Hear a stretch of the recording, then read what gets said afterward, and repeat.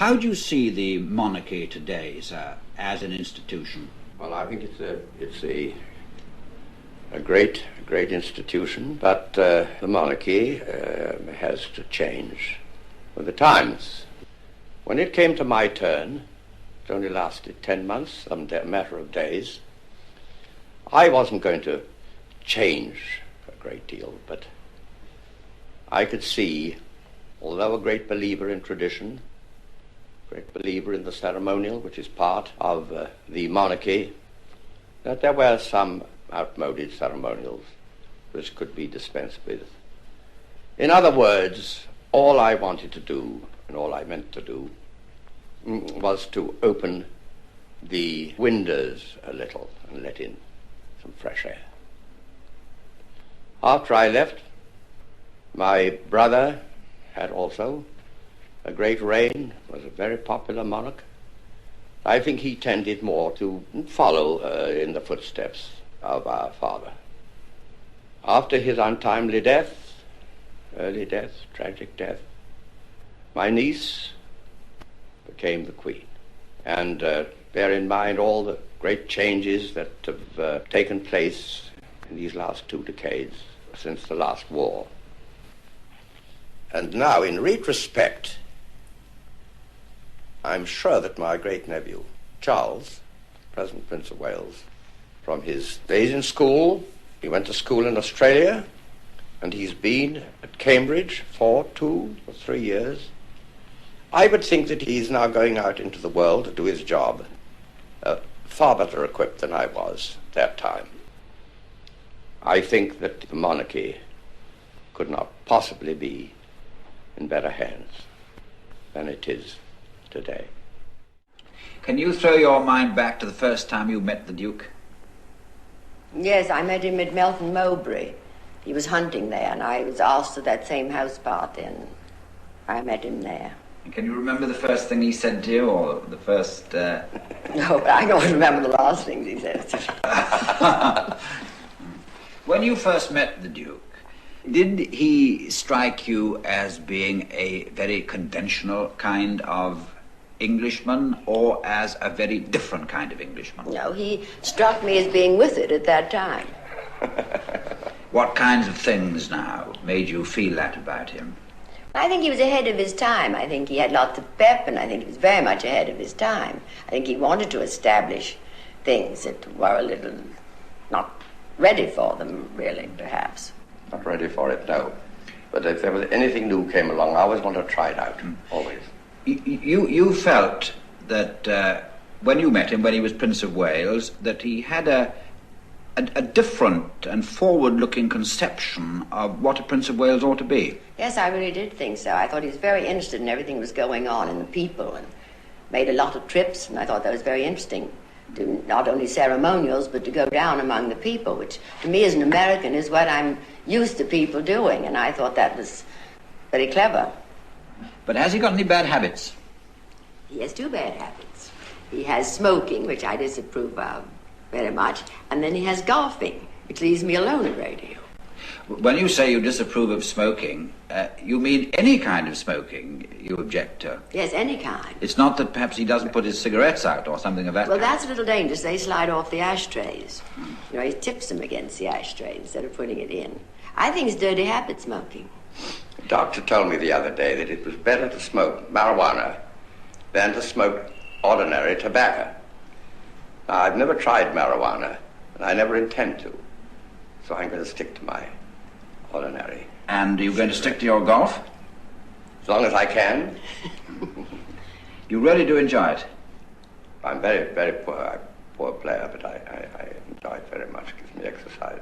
What about the endless cups of tea? That's a bad habit, too. Oh, endless cups of tea, but not cups. Really soup plates of tea, cups this large. Who drinks the tea? You or the No, Duke? I do. Have you got any things between you that you do disagree about, that you have strong differences of opinion about, perhaps food or people or anything? Hours. Hours? What do you mean by that, ma'am? Well, I mean, I like to stay up very late. Who doesn't like to? And I like to get up very early. I don't like to get up very early. So we have hours, but that works itself out. And then we're a little late for things, and I'm absolutely on to the dot. Everybody says they know that I'm going to be the first person to arrive at the dinner party or something. We're a little bit late. You both like reading? So I read all the time because I don't sleep. I'm a terrible sleeper. I don't say that what I read is very educational because in the middle of the night, it's awfully hard to read something very serious, so I read dozens of detective stories, mystery stories. After you'd abdicated, sir, you had 2 jobs, didn't you, in rapid succession? I was appointed governor of the Bahamas, occupied Government House, Nassau, for almost 5 years. How did you enjoy being out there, ma'am? I liked it very much. Wonderful climate. Interesting, rewarding. Interesting, very rewarding. I ran a canteen, 2 canteens there for the RAF. And when they were leaving, they were going to give me a present. So the Duke knows that I'm speechless, which I'm sure the television audience will know that I'm speechless in front of anything.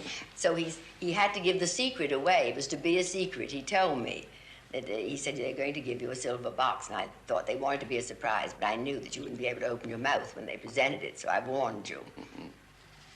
And what happened? Well, I said a few simple words. Would you like to have gone on and had another job after that, sir? Yes, I offered my services if they were required. He never got me. Would you like the Duke to have had a job? Oh, yes, very much, very much. In those days, that's 25 years ago. I think he could have done something. Why didn't you get a job, do you think? I don't know. Have to ask. Most of the people, I think, I'm afraid, are underground now, who prevented me. Hard to say. Now, you've both seen many generations of young people grow up. What do you make of young people today?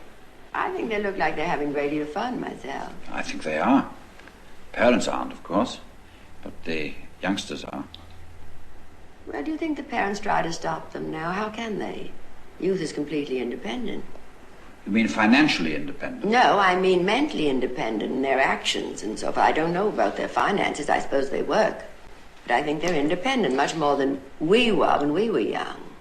But on the whole, you think it's a good thing? Yes, I think it's a good thing. Doesn't worry you? No. It's experience for them, isn't it? Then I think they'll turn around and become different. Become normal. But I don't think they're abnormal now. But are you shocked in what you see today? I'm not a bit. I'm interested in it. I like very much being in the red light in front of the drugstore, the Champs-Élysées. There's marvelous types come out of there. Do you go around Paris quite a lot on your own, looking at life? Well, I'm always going someplace, and the streets are always filled with life. And so I'm looking at them all the time, not reading a book in the car. I think a lot of the people, you're amused and interested to see the people going in and out of the drugstore, but I don't think you want to have them in the house. Well, I don't think they'd want to come. Right. Very fine. Correct. I don't think they would. But you're talking about people I don't know, just Yes, people I might right. see on the street that I might think be amusing to have, because the ones I know do come. But I try not to mix them up with too many of our age, because I think that suppresses them a bit. But I just think they're very good for older people to have young people, if the younger people be kind enough to honor us with their presence. But can the older people stand the younger people? I do. But the tendency of young women's clothes, miniskirts, for instance. What do you think of the miniskirt? Well, I think you certainly know what you're getting, don't you, when you look at the miniskirts? Some of them are too many, but they got good underpinning and young.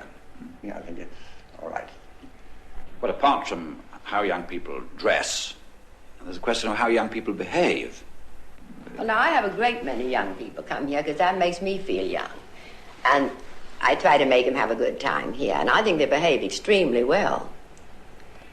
I mean, they behave like we did when we were young. They may dance in the hall there. They may do little dances I don't know and show them to me, and we all try. But I think they behave extremely well. You don't have any feeling of young people somehow going downhill? None at all. Well, not the ones that we see, anyway. A short while ago, we were talking about being with it. Now, the Duchess and I are a little past the age of being what they call with it today. But don't for 1 minute imagine that we weren't with it when we were younger. In fact, I was so much with it that that was one of the big criticisms that was leveled against me by the older generation. Did you ever think of having a career yourself? Well, I was offered a very strange thing once, years ago, and I wish I'd taken it up. It was when they first had that tubing for buildings. And I was offered to go around selling it. But my mathematics weren't quite good enough to accept that, I don't think. And you really thought it might have been a good idea? I think it would have been, because look, it's on every building. Every building is put up by that tubing now. But you think that it's quite a good thing for women to have careers? I do indeed. I like to be head of an advertising agency. You yourself would? Yes, because you have lots of things to think up, to sell a product and so forth. I'd like that very much. You don't think that being the head of such a business has a somewhat defeminizing effect on women? Not at all. I don't see why it should. I think they have to use their femininity in business. I think on the continent of Europe, I think there are relatively few women go into business, but I think many more are going into business in Britain. Isn't that right? Oh, I think so, sir, yes. You don't think, ma'am, that women have suffered somewhat over the last 30 years by being too competitive with men? That they've lost something of their essential character and charm? No, I don't think so, really. I know a great many women in business, and I don't think they have at all. Talking about young people earlier on, talking now about old people.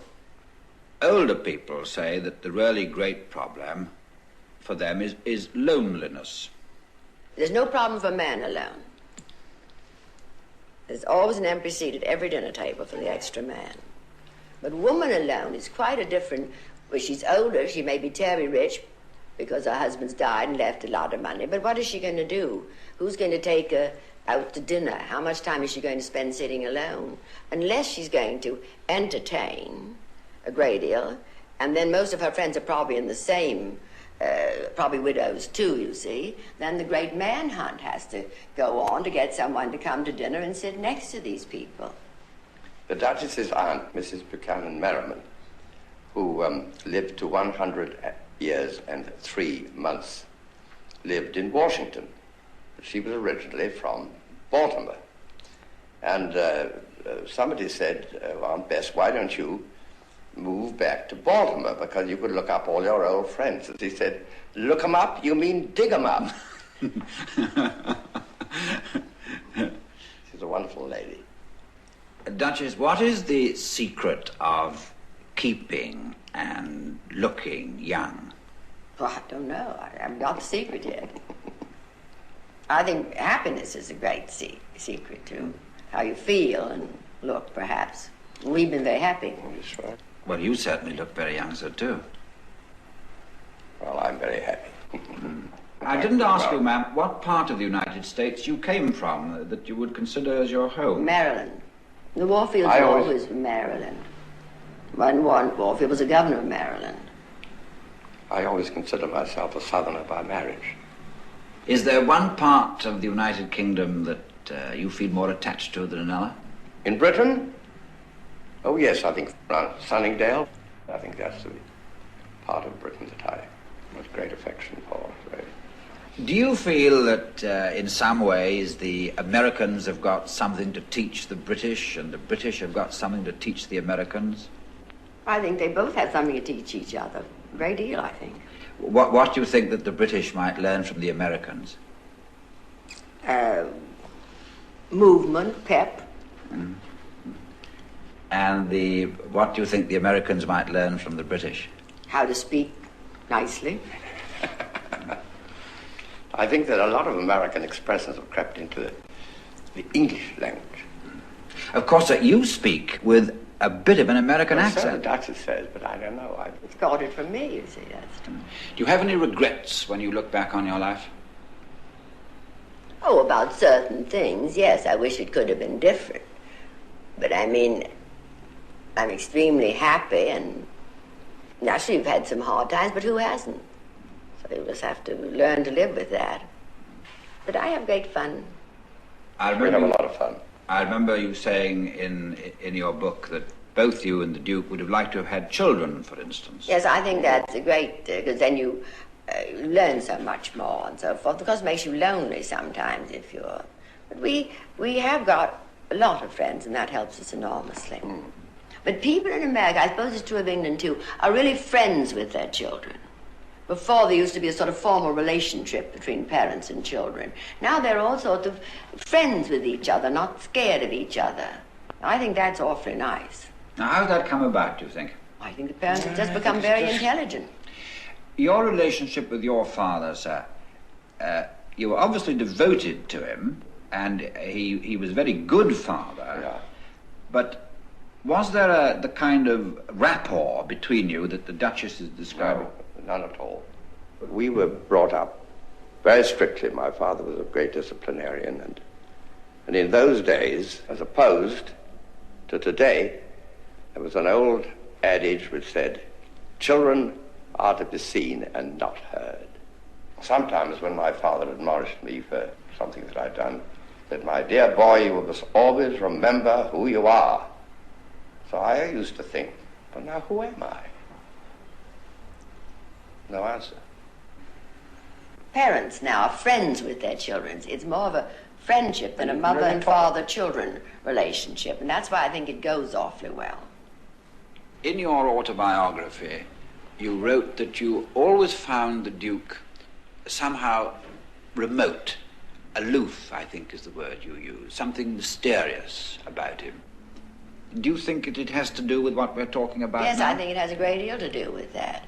And I also think that he is still aloof in a way, because he decides everything before he says it, you see, whereas I just go ahead.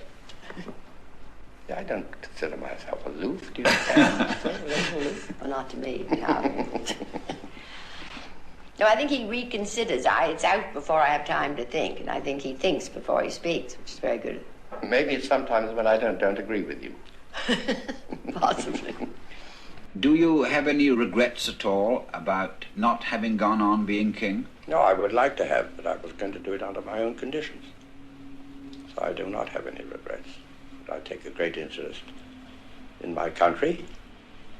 I'd like to, when I say that to you, I'd say my country, which is Britain, your land and mine. I wish it well.